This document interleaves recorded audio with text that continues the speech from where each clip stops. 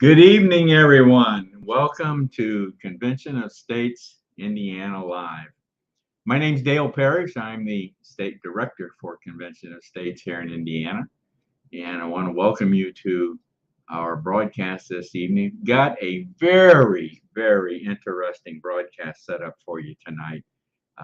We're very, very anxious to introduce you to a new tool that we've put into play this election season. So I hope you're going to find it. I hope you're going to find it very interesting. Let me bring on my co-host. Hi, Ken. Hello, Dale. Happy Halloween. Yeah, how you doing? This is Ken Kashuba. I hope his audio clears up a little bit more. All right. Well, it should be. Yeah. Now you're sounding good. But Yeah. Ken is our state communications coordinator and has served as a co-host for some time now on our broadcast. So welcome aboard, Ken. Good to see you tonight. Ken will be monitoring the viewer comments and questions that we get during the broadcast tonight. So if he gets something that we need to address, then you'll see Ken raises or get my attention and put that up and get my attention some way or another. Okay. Flare gun or something. Yeah. Ken, this is episode number 172. And would you believe you've been on 40 of them so far? 40 big ones, I tell you. 172 won't be long. We'll be hitting 200. You'll have to have a real celebration. We will. We plan on doing it. Now 200. That. Am I right? That's 28 more episodes. Yeah, that's according to my math. Yeah. 28 more episodes. Well, yeah, we'll get there. Before the end of the year. Yeah. All right. Well, let's. I just want to mention our national website. Want to remind everybody of our national website, conventionofstates.com. And those of you that don't belong or that are not involved in Convention of States, not an official supporter, your very first step is to go to the national website, conventionofstates.com, and supply the information and become a supporter here in Indiana. We really would love to have you become a part of the family here in Indiana. Might also mention that our next roundtable. Now, this broadcast that you're seeing tonight, we do every Monday evening, and then on the fourth Monday of the month, we devote the format to that of a roundtable format, and that will be coming up in November on November 28th. That's generally a panel discussion on a pertinent topic. What did we do the last time? I think our last one was just October 26th, wasn't it, Ken? Yeah, it wasn't too Oh, long. October 24th, excuse me. 24th. Yeah. That would have been a Monday. Yeah. And we talked about election integrity, I believe, that evening, didn't we? Yes, we did. We covered quite a bit of different topics and different segments of election integrity. Yeah. So we haven't determined a topic yet for the next roundtable coming up, but that'll be November 28th, same time, same place. It'll just be a little different format. Okay. I imagine our topic might be election related again, Dale. Might be on election results. Yeah, could very well be. Yep. Just want to mention we have a new podcast coming out, and I think I'm pretty sure I'm going to say our very first podcast is going to be available tomorrow on anchor.fm is the site to go to find that podcast. It's COS Indiana Live Voices. And I think you're going to enjoy our first podcast. We'll be Of course, this is a podcast. There's no video involved. It's pre-recorded, and our objective here is, Ken and I have the opportunity here every Monday evening to interview some great people here in Indiana that are part of Convention of States. We wouldn't you agree, Ken? I mean, we've really had some great dynamic people come on as our guest, haven't we? I think that's been some of the most interesting things that I've run into in being involved in Convention of States, is finding out that we've got a state full of very talented and at this point, very motivated activists. That's right. That's right. Well, we decided that, of course, in this format that we're doing tonight, we have our time's very limited, so we don't have a lot of time to talk to the guests at length. So we decided that we would do a podcast, and we would bring on certain individuals, very dynamic volunteer activist individuals here in Indiana and Convention of States, and we devote the whole podcast to them, to learning more about them, and let them express their voice when it comes to their activist passion, whatever that might be. So we're going to kick that off. We've been working and developing it. We got our first one in the can, and we're going to have it ready for in the library and posted tomorrow. So that'll be available. And once again, go to the site anchor.fm, and you're looking for COS Indiana Live Voices. So you can find it on Spotify and other places too, but also on Spotify, yes. So that's going to be available tomorrow to everyone. Okay. Well, let's talk about what we're going to be talking about tonight. And as we've been doing all year, Ken, I'll be honest, this theme that we've been working on, what activism can I take in Convention of States? At the beginning of the year, I really thought that we would use this theme maybe the first month, maybe the second month, but it's turned out to really be the right theme, I think, for us that we've used all year long. And I agree. I think you grab that one by the tail and you haven't been able to let go. So yeah, that's right. So what activism can I take in Convention of States? And we're gonna like I said, we're gonna make you aware of a way that we did that here coming up to the midterm elections. So it's been a good theme, and we're going to continue working on that and continue bringing you examples, individuals that are expressing their activism. So tonight we're going to be bringing on our legislative liaison, Marty Wood, and Marty is going to tell you about how we have used school board surveys. And I think you're going to find this very interesting, how we've used this tool to support, got to be careful how I say this, to support certain volunteers that we have in the state, Convention of States volunteers that are running for school board positions. So, but we'll get into that when Marty comes on, and I think you're going to find it very interesting.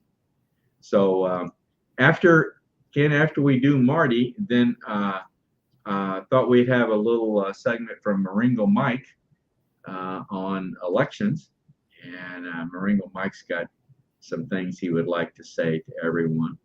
And then Ken, then the next segment will be the Raise Your Voice, and you want to tell people what that's all about? Sure. As people are aware of by now, we do a little segment which we use a tool called Slido, and it's basically a way that we can promote viewership participation. And I'm going to go ahead and bring up that code now, if you don't mind, Dale. Sure. This is the code that we use to let you join in on the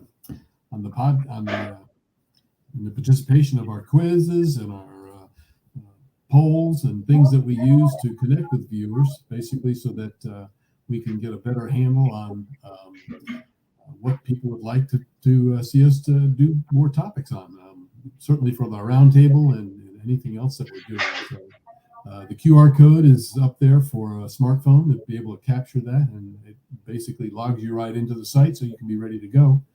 And if you're using anything other than a smartphone, it's basically slido.com, and then plug in the numbers 2366031, and the QR code and website will also be up when we start the polling. So we don't have a quiz tonight, Dale. We ran into a little bit of problem last time we did the quiz. The quiz timer was not working, so we've got that figured out. But I don't have a quiz tonight. But a couple of good questions concerning elections. Now, I think the real reason is that you couldn't stump me on any of your quiz questions. So well, you just gave up. You weren't available, remember, when we had the quiz, and the quiz was basically about you. So that's why we had trouble, I guess. Oh, that's right. Yeah, I think you broke the timer specifically, Dale, so people couldn't answer. I see. Okay, yeah. I figured it was my fault somewhere or another. Okay. All right. Okay. Well, the polling part that Ken does with Raise Your Voice, that has really been a popular part of our broadcast. A lot of people commented favorably on that, and like Ken said, a lot of the responses that we get, we utilize in setting the agenda, the topic for the roundtable broadcast. So, been very good, very very important to us.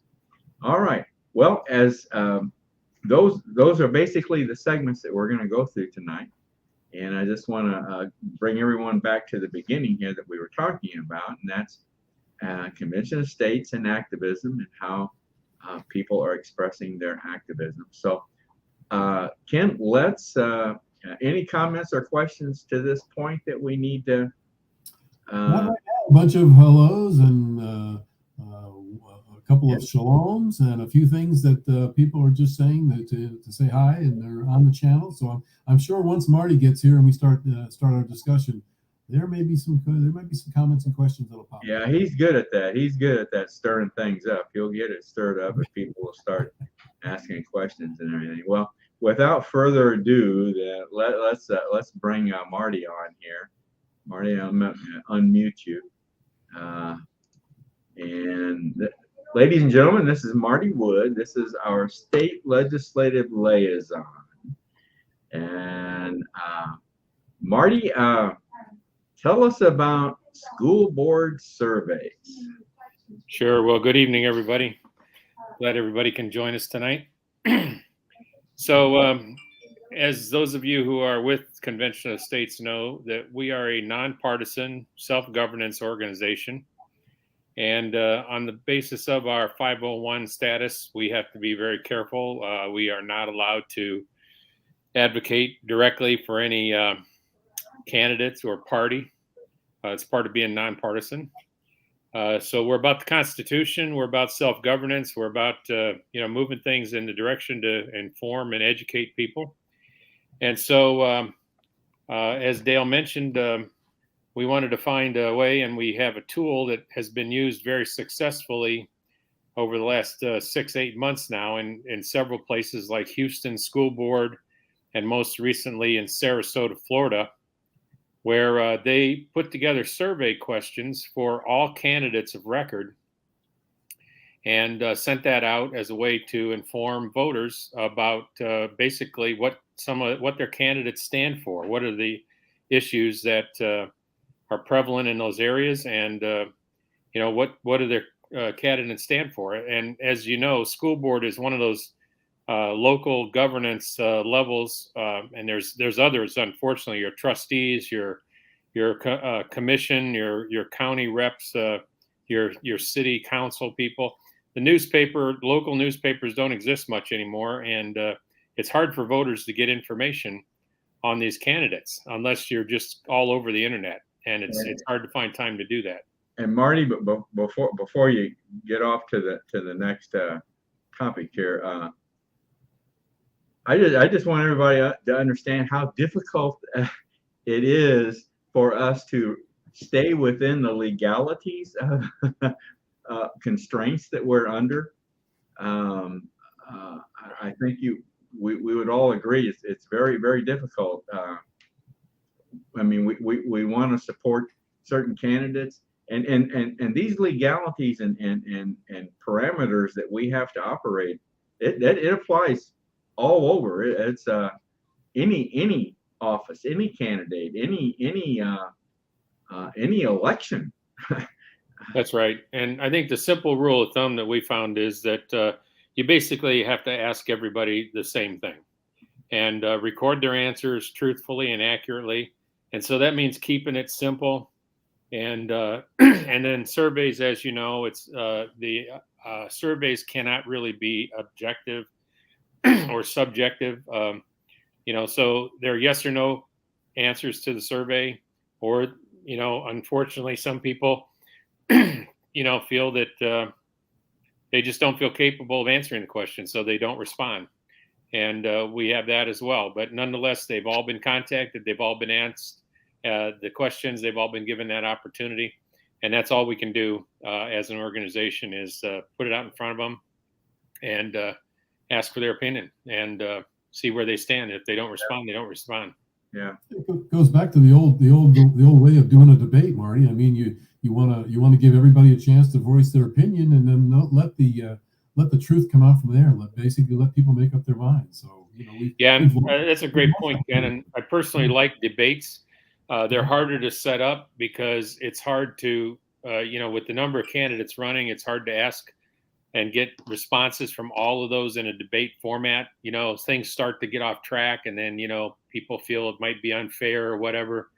As we just saw with a representative in Pennsylvania who's had some medical issues. He got his questions on teleprompter, and he still felt it was unfair. But in any case, I thought we'd move on. Sarasota, Florida recently did the school board surveys. We kind of modeled it after their effort. They had a very good effort. However, we put together a group of about 10 people here in Indiana that represented some feedback from around the state. And we wanted to make sure that issues were covered that were important to people in Indiana. And interestingly enough, a lot of the same issues that Florida had came up. So this shows you this is a national, some of these questions are affecting everybody at a national level. And so where we had that commonality, we kept those questions. Where we saw some other things that were specific to Indiana, we inserted a couple questions. Well, and we're gonna get into the development of the questions here very soon, but I do want everyone to understand that the reason we did 4 surveys, right? 4 school boards, and it's because we had COS commissions volunteers that were running for school board positions in those. Yeah, not in all the districts, but in some of them. And again, we treated it very nonpartisan. Everybody saw the same questions. Nobody saw them ahead of time, and we did this the right way. So right. But there is a reason for us doing this, and the reason is to support our volunteers that we're running. Oh yeah, that, and like I said earlier, to give information to voters. I mean, we don't have enough information on school board candidates that are running. So this was that effort. So and if you throw those questions up, we can take a look at those. Yeah. Okay. We're going to talk about how we develop these questions, and I'm going to bring this up. And so we came up with 5 questions, and the latter 3 were ones that were pretty much national, dealing with, the parent involvement with the child on healthcare matters, the curriculum, critical race theory, social emotional learning, Marxist ideology, and then one that is really taken light in a lot of states right now on gender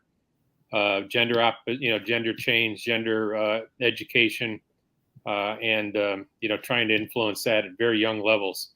The first two questions were more specific to Indiana, or at least this came from our Indiana group.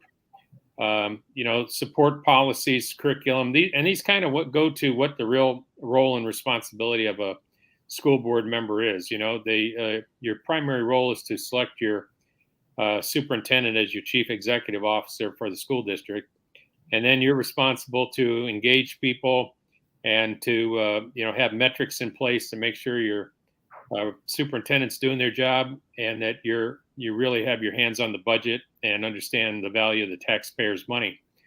And so these first two questions came from that perspective: policies, curriculum, metrics that result in high academic performance for all students, pledge to directly engage in efficient budget management, staff performance metrics that deliver consistent year-over-year improvement in school academic ranking.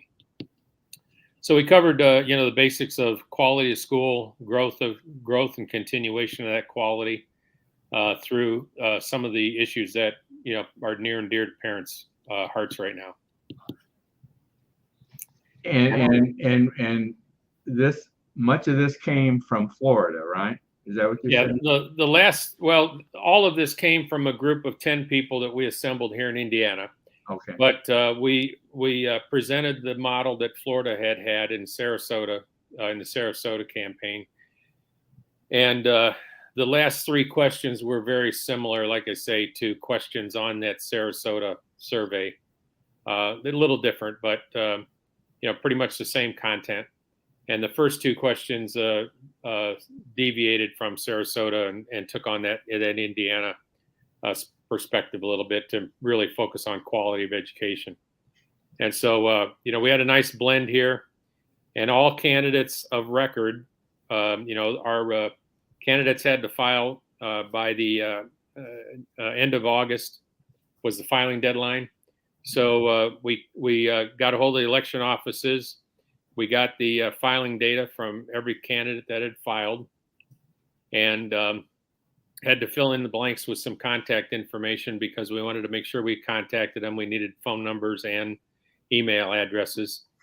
And then we sent this out, gave them about 10 days, I think it was, to respond. And those that, didn't respond, we did a courtesy call the last couple of days of the survey prior to the deadline date to remind them that, and make sure they'd gotten the survey. A couple had misplaced them, and we got them a fresh copy so that they had time to look at it. But the answer was either yes or no to this. It's clear. Will you pledge? Will you support? So we put those responses. Each candidate was listed below, and we don't need to get into that, but each candidate was listed and their answers were shown, whether they answered yes or no or did not respond. So the answer, only two answers, possible answers to each of these questions: a yes or a no. Right. Or I guess there's a third one. That's no response. Yeah. If they didn't answer at all, then we had to put down that they did not respond to the survey. And I think for the most part, I don't want to be too general here, but we saw that a lot of incumbents chose not to respond. Obviously, several of the new candidates were anxious to get their views out there, and so that's good. I wonder, Marty, how many surveys? I wonder how many surveys these candidates are faced with participating in. Do you have any idea? Is this a widely used tool? Well, in all the checking and communication we had during this exercise, that's a good question. We did not encounter anybody indicating that they had other surveys that they were responding to. Really? They did, however, have multiple engagements that were put on by other groups. A local newspaper or or some economic group or something that invited the candidates, where they were posed questions, and those questions were a lot of them were put on YouTube, things like that. So that was good to know too. That's again, like I said earlier, you don't get a lot of things knocking on your door with information about these school board candidates, but they are out there on Facebook and social media, and some of this stuff was put out there. So I did not hear that they were faced with a lot of, that comment did not come up at all. I was curious to see if it would, because I, just from a learning standpoint, like to get, copy and take a look at what some of those questions are, so that it helps us do a better job next time we do this. Yeah. I would think, Marty, that in general, in the past, at least from my own experience, and again, this is my own opinion on this, but when it comes to school board elections, I think I found that either part of it might have been that I wasn't doing my own research enough on them, but it really came down to how many signs you saw as you drove around. Right. You really didn't have any place to find opinions that these school board people that were running for had. So yeah, I think this year probably more than ever, I would say that this year we're finding more focus on school boards based on just the the climate we're in. Yeah, and in Indiana, school board elections are nonpartisan, so they do not have to declare a party. Right. Now, I don't know if this was consistent around the entire state, but I did notice that most of the people that had stated that they were leaning toward the Republican side, their signs were red, and those who were leaning toward the Democratic side, their signs were blue. But again, I don't know if that was consistent across the state, but there's no party designation. And that's what it makes it important. It really makes it important, lacking a primary where you can, vet people and then still have a second round at, who you choose if you're so inclined. But you got a lot of candidates here running at the same time, and some of them might be of the same party. And, school board is really not a party issue. I don't think a lot of candidates are party, as much as it's important to pick the right person, with good, spiritual background, good judgment, good, good experience that's going to guide them, in the right direction and show some leadership skills. I don't think that's a party. I don't think those values are party specific. And so, but you do have to, you got people running that, technically may be of the same party, and they're running against each other, in this one election. So you got to find the right person. All right. So those were the questions, yes or no answers. So, okay, let's, now, well, let me go back here. What you're seeing here, folks, this is part of what the results of the survey look like. Now, I'm not gonna show you the candidates all there, but that's what the total thing looks like. That's what we will refer to as the results. Whoops. We'll get off of that completely there. But let's talk then, Marty, how we're distributing the results here. Yeah, so the results, one is it went to we took a look at all the school districts, the 4 that we did. Our system allows us to take a look at zip codes that are in those school districts. So we distributed it to within our COS group of 65,000 supporters to people in those school district zip codes, and got a lot of favorable responses. People were very appreciative of of getting this information, because, like I said, they were finding it difficult to learn about their school district candidates. And then I know you and Ken are working on social media, getting it out there. We also got people in volunteers in each of the districts on local apps, social media apps like Nextdoor is one that we used, where you can kind of map out based on your address, the community that you're in and the surrounding community. We tried to overlay that community with the school district, and people took those result pages for each of their respective districts and posted them out there. And we kept posting them to try to keep, getting it around. So just like anything else on social media, you just got to keep putting it out there, and hopefully friends, family, neighbors all start picking up on it and passing it around. Yeah. That kind of rule of six is, you send it to six, each of those six send it to six, and so on. Yeah. Well, okay. Well, you touched a bit on feedback. You're getting some good feedback on this, right? Yeah. Okay. So, and I know we got some criticism on it too. That's expected. Okay. But by and large, the feedback's been pretty good, right? Yeah, and I will say the criticism that we got was interesting, because the criticism was effectively, why is COS getting involved in local issues? Well, that's our mission, folks, to build the strongest grassroots army of self-governing patriots. And self-governance starts at the state and local level. I mean, we can't do anything about the federal level. So all you do is you get mad at it, you throw things at the TV, and you raise your blood pressure. But where you can really get off the couch and do something is at your state and local level. And that's what we're here for. That's what, Indiana passed a resolution. We now get to get our state in shape. And so we're urging everybody to get involved in self-governance at the state and local level. Very well. Good. Well said. Well, this is, we're going to wrap it up on this note. And I think this is really interesting, because I've been really impressed with how the surveys have turned out so far. Future use of the survey. So I'll let you take it away. Go ahead, Marty. Yeah, I think this has really kind of been a tip of the iceberg thing. We're seeing some real applications here. We've seen a few things that we've got to tweak in the systems that we use and how we're doing it. And again, we've got to make sure that we're doing it the right way from our 501 status. We don't want to jeopardize that. But, 2023 is a budget year in our state legislature, in our General Assembly. And for all you people that are concerned about, taxes, inflation, other things, start your gears moving.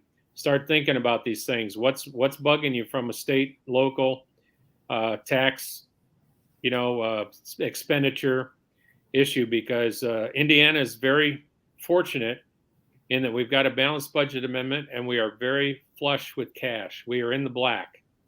Deep black, which means that they're holding on to a lot of our money that they maybe don't need to hold on to. And so it's time to start thinking about that. Also, any other type of self-governance issue, we're trying to influence some school boards. We may have some success here. We hope we do, but there's always going to be something.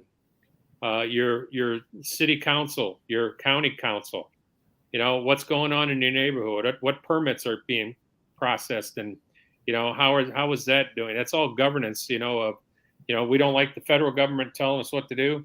It comes back to the states. We want to control things within the state, but we also want to control things at a local level as much as possible. So start thinking about those things, and let us know, and we're going to start surveying people in convention of states. What do you want us to, start looking at within our legislature? What do you want? What's bothering you? Well, and I think we ought to be using this tool issue oriented. How of the 65,000 supporters that we have in the state, what's your opinion of this issue? What's your opinion of this issue? It seems to me like that would be, if we could do that on an intellectual basis, that it would be good information that our legislators would like to know, absolutely. Like, and simply put, we want to know what our 65,000 supporters want to know about. Yeah. And we want to get them involved. So this is another good way to do it. So I think it's going to be very exciting. I think we've come across a tool here that's going to be very exciting for us to do. Ken, we got any comments or questions before we wrap this up? Yeah, we had one comment here from Thomas. See if this will come up for you. He basically really does appreciate the effort to create the questionnaires for school boards, and wishes voters could achieve that much insight into the values of school board candidates. So I think people are recognizing the fact that there's very much a need for this type of stuff, and we need to get more information out on people that are running for especially positions that affect our children and grandchildren. That's a new name too, isn't it, Ken? I don't recall seeing that name before. I'm not sure about Thomas. Maybe he can answer in the chat box whether he's brand new or whether he's been around a little bit. Well, welcome, Thomas. While we're talking about new people, we did have another person that said she was here for the first time, so I wanted to recognize first timers. Let me get her back up here again, and that's Ladima Burns. She's a first timer here tonight too. So welcome here, Ladima. Welcome, Ladima. That's a pretty name, Ladima. That's interesting. Yes. Yeah. All right. Is that pretty much it, Ken? That's about it for now. All right. Well, Marty, thank you for coming on and talking to us about the surveys. I think we've come across a great tool for us to develop and use. Well, very good, and hopefully there'll be more to come. So. Yep. All right. Thanks, Marty. Have a good evening. Thank you. Take care, Marty. Very good. I'm glad we were able to do that segment with Marty. Yeah. Let's take a break here before your part on Raise Your Voice. And I understand Maringo Mike has something he would like to say about elections. So let's bring Maringo Mike on. All right.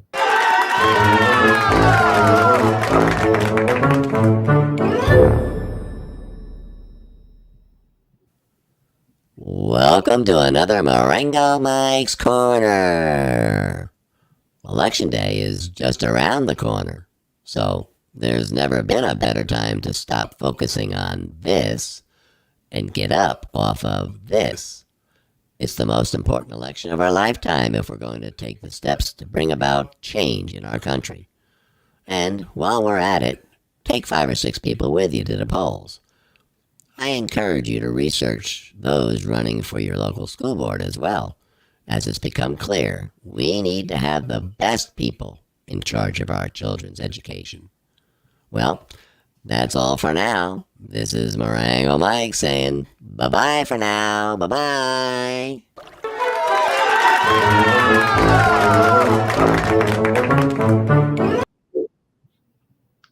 Well, he didn't have a whole lot to say tonight, but it was right on. I think he was short and sweet tonight. He just really wanted to get a point across that it's we're at that point that 4 or 5 months ago we were all chomping at the bit to get here, so we're here. Yeah.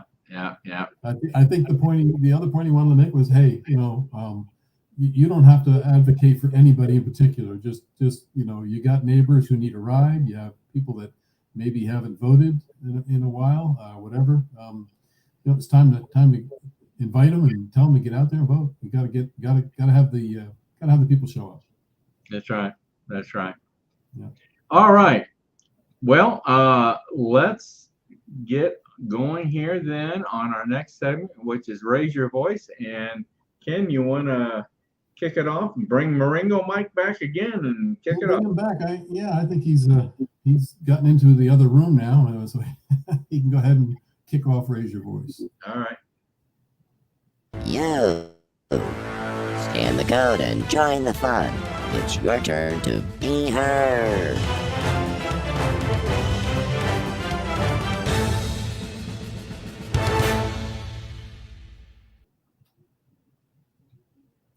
Well, it is that time, so we will go ahead and share our screen here. We're going to go ahead and bring up the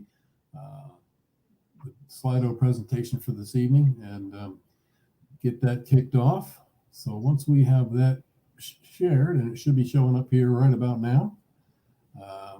There it is. We can get the questionnaire started again tonight. No quiz, but we've got three pretty much multi-choice questions. So, and it is at this point, based on everything else that we're doing of late, really kind of election related. So, with that, the QR code is there. Feel free to snap that with your smartphone, and if you're on your tablet or your desktop, Slido.com will get you to the same place with the numbers 2366031, and that'll get you into the proper segment for you. So we're going to go ahead, and that'll show up on the side here. So don't fret when we move on to the get the poll here, and we will get the first question up and running. If it'll react to my pointer here. Come on, poll. There we go. So, number one question tonight.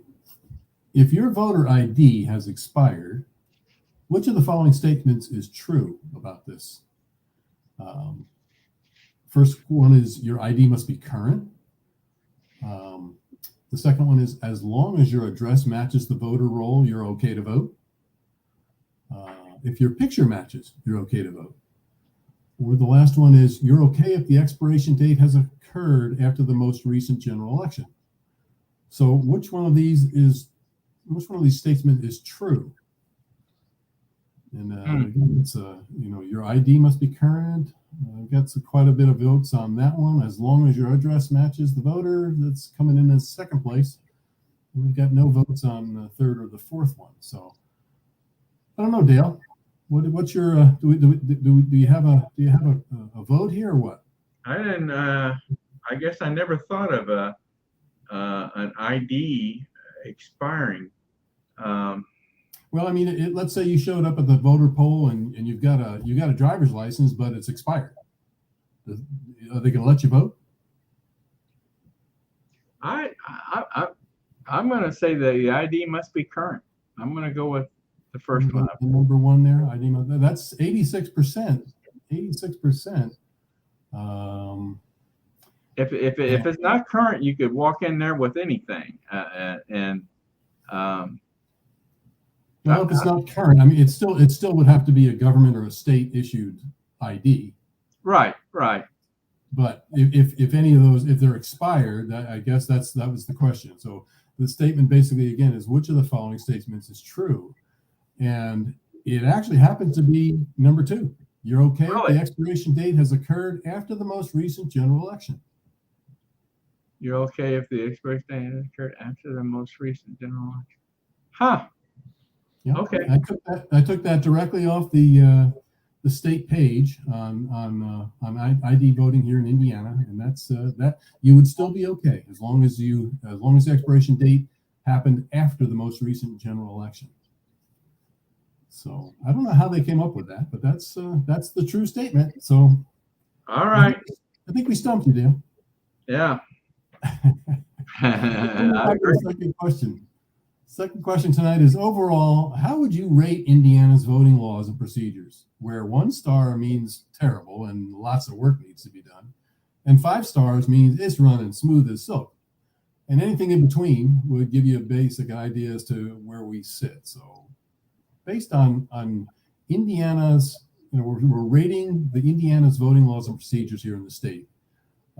Compared to other states, obviously, but we're getting quite a wide variety here, Dale. Quite a variety of answers on this. Yeah. So, yeah. 1 star, we have about 17%. We got 3 stars, another 17%. We got. I think the majority of people feel that our state's doing a pretty good job. I think so. There's some exceptions, but I think, and I think the voter ID is a big factor here in Indiana. Yeah, I agree. I think I think the mainstream media wants to make it sound like everything that's done to make it to keep the integrity of voting in place, they make it sound like you're suppressing votes. Right. Right. That's what they want people to think. But I think in general here in Indiana, it's easy to get your, if not a driver's license, it's easy to get a state ID. And I think I agree with most people here. It's actually gone up to 71% feel that we do a pretty good job here in Indiana compared to a lot of states. I would agree with that. Okay, we'll go on to the third question, and this one is an open text. So basically, what would you say needs to be addressed or changed when it comes to voting in Indiana? Is there something in particular now that we've really addressed that we're doing a pretty good job? What do you think we could do to improve things in Indiana? I think the reason I came up with this question is I think it would be a good topic for one of our roundtables. Yep. Well, I got one. I got one that immediately comes to my mind. Okay. Well, let's see what happens here. Anonymous says voting machines. So I guess there's some questionable things about voting machines. And again, I know we talked about this with John, and that is each county handles things a little differently. So this isn't generally a statewide thing, but each county does things a little bit different. But I think if we could quell some of the question marks about some of these areas, that we could improve Indiana's overall election procedures. So another one says use paper ballots, no more electronic voting machines, no computers, paper punch ballots, off the internet. So a number of the things that we discussed last week, Dale. And, yeah. I think those are. Are these all coming from the same person? No, but the Slido gives you the option to either go ahead and use your name or use anonymous. So all right. Everybody obviously you have that option to stay anonymous. Yeah. And there's one, John Graves. That's a familiar name, and he says verify that our voting machines are not online. So I would my hot button would be voter rolls. The voter rolls. Yeah, I think I'm in agreement with you there. I think we a lot of our counties, not only here in the state but nationwide, have gotten a bit lazy and don't really clean up the voter rolls. So I would agree. And there's an interesting one. State ID should require U.S. citizenship. So there's some interesting comments. Appreciate those tonight, and I think that'll probably wrap us up, Dale. All right. Good deal. That was a good one, Ken. That was good. Good segment. Good segment. Those were good questions. And it's a topic that always elicits a lot of responses, doesn't it? Yeah, and I'll go ahead and put our new viewer, Ladima, who we kind of like that name. I'm going to put her comment up because she added yes, paper count and same day. And same day, yeah. So I know a lot of people think that getting back to the same day voting thing is something I don't, I'd love to see it, Dale, but I think here in the state, we discussed this a little bit too, is absentee voting, I think here in the state is done pretty well. You have to, as far as I know, continue to hand deliver it or have a family member deliver it. But I think getting back to a one-day voting would be great. But I just don't think we're ever going to go back to it now that we're. I think early voting's already started in Indiana, hasn't it? Yeah. So I just think it opens too many doors. Yeah. So thank you for that. All right. Yes, thanks, Ladima. Glad you could join us tonight. Well, Ken, let's start winding her down here then. Let's remind everybody our next Indiana Live broadcast will be next Monday. It's every Monday. So the next one coming up will be November 7th. And we're going to have Debbie Stewart back. Debbie's going to give us a lesson on constitutional literacy. And got a feeling it may be about elections or voting or something along that line. Ken, would you think? Yeah, at this point, I think, until we get through this and even, looking towards 2024 isn't that much further along the road. We're going to be in and out of this topic quite a bit, Dale. Yeah. Okay, another reminder, our national website, conventionofstates.com, and the roundtable coming up November 28th here in November. We should have mentioned this earlier to remind everybody, but just to get it in here before we sign off, if any of you have any comments or questions after the broadcast is over tonight, you can email us at raiseyourvoicecos@gmail.com. That's raiseyourvoicecos@gmail.com. So any afterthought, any question, comment, feel free to let us know what you're thinking. And we'll, Ken and I review those every day. We'll look for those and we'll respond to you. So raiseyourvoicecos@gmail.com. Don't forget, Dale, that if they want to, if they are looking to join us in some type of a leadership role, you can drop us a line there too. We'll eagerly talk to you about what you'd like to do and how you'd like, what talent you can bring to our leadership team. Most definitely. Yep. And I just wanted to reiterate, Maringo Mike touched on this, the acronym GOTC, get off the couch. Just like Maringo Mike said, pay less attention to that TV and get off of the TV and get off the couch.